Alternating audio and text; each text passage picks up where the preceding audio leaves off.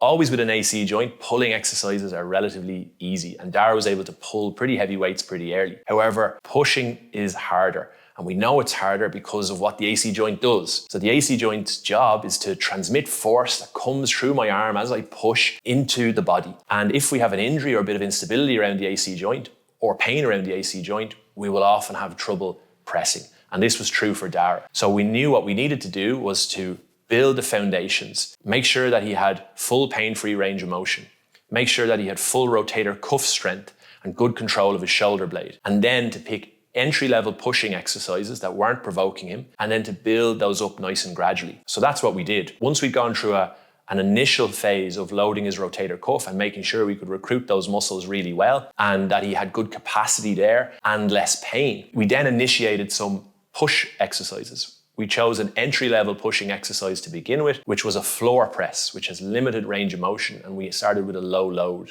We did 10 kilos with the floor press to begin with. And we had to be quite careful with making sure we got the right positions and really sort of precision technique there, and we began to load pushing work again. And this was initially slow and then progressed really, really well. When I saw Darragh, I think for our second session, we retested his shoulder rotator cuff strength. He had improved significantly, much less pain, and he was beginning to progress his pushing work.